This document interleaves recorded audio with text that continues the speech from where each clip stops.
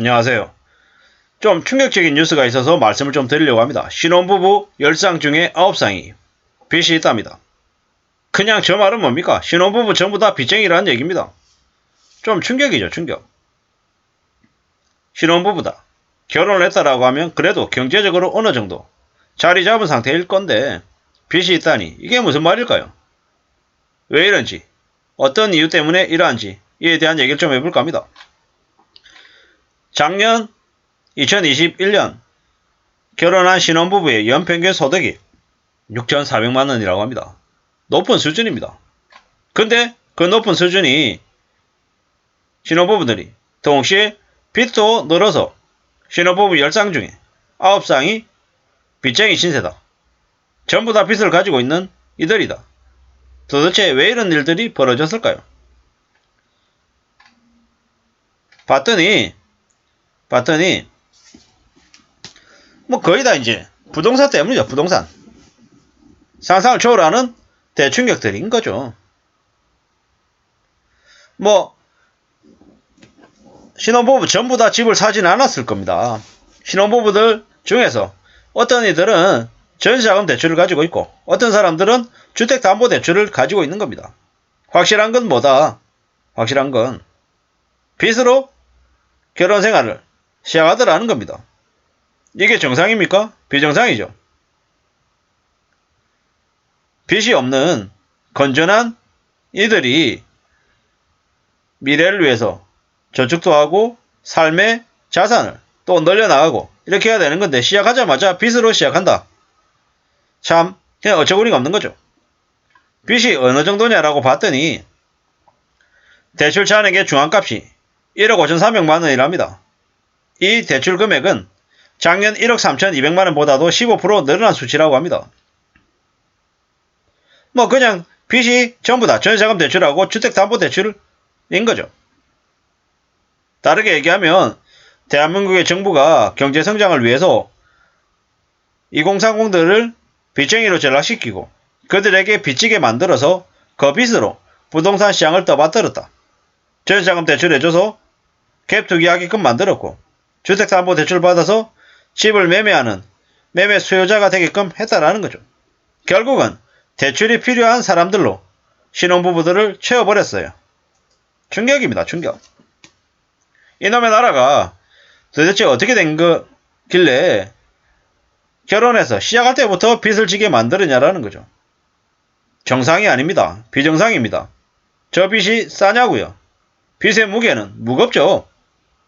벌써부터 이제 언론 다른 뉴스에서는 뭐라고 얘기하냐. 전세자금 대출이 감당이 안 된다. 전세 빼서 월세로 바꿔야겠다.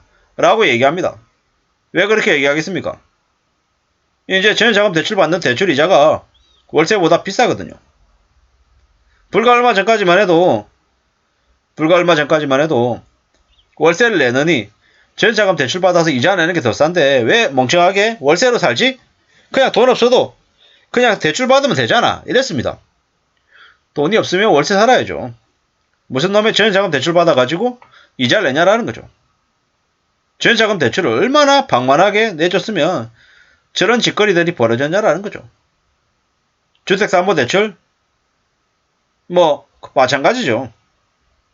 맞벌이하고 있고 매월 소득이 꾸준하니까 대출해줄게 이러면서 대출하게 했죠.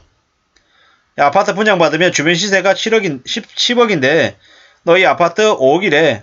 분양받기만 하면 5억을 번대. 이런 얘기를 꼬드겠죠.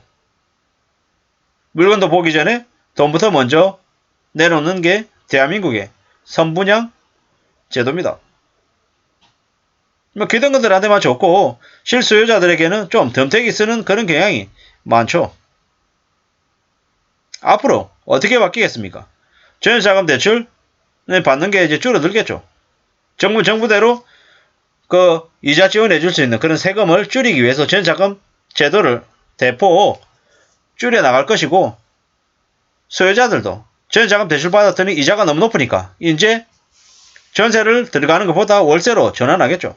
주택담보대출 받는 이들도 뭐 어떤 식으로든 원금을 갚으려고 아둥바둥거리겠죠. 왜냐? 이 모든 게 뭐 때문이다? 빚의 무게가 무거워지면서 생긴 일이다. 생길 일이다 라고 봐야 될 것 같습니다. 좀 충격입니다. 신혼부부 10쌍 중에 9쌍이 빚쟁이라니. 그 빚도 중위값이 1억 5천이라고 하는 게 이게 뭔가 싶은 거죠. 저들이 건전하게 삶을 안전하게 잘 이끌어 나갈 수 있을까라고 생각하면 걱정이 앞서는 건 제가 꼰대이기 때문에 그럴까요? 이런저런 많은 생각들이 듭니다.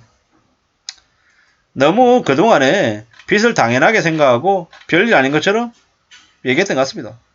물론 빚을 지고 살고 시간이 지나면 또 빚을 줄여 나갈 수 있을 거다라고도 얘기하지만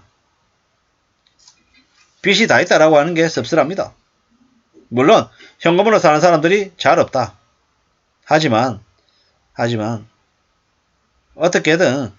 어떻게든 빚을 겁내고 빚을 좀 최대한 안 지려고 애써야 될 것 같습니다.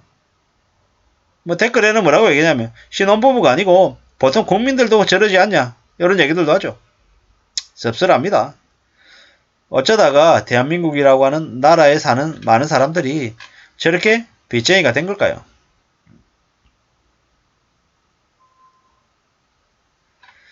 빚을 지지 않고 사는 사람들이 당연하다. 뭐래 얘기하는 이 현실이 좀 씁쓸합니다.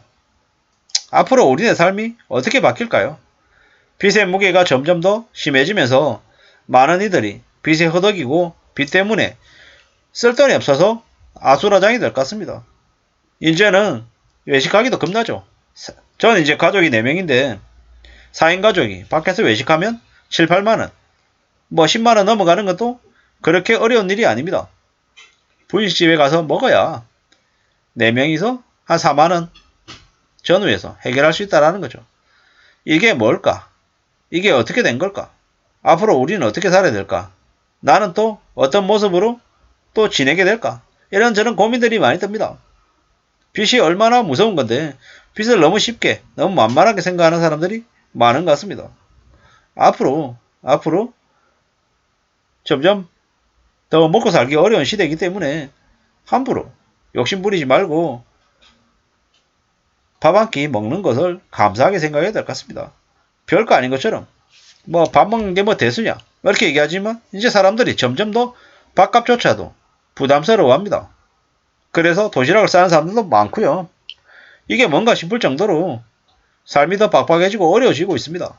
그렇기 때문에 이런 시국에 더욱 빚내는 걸 두려워하고 겁내야 되겠습니다. 그리고 불가피하게 빚을 졌다라고 하면 하루라도 빨리 빚을 갚겠다고 각오하고 실행해야 될 것 같습니다. 이상입니다.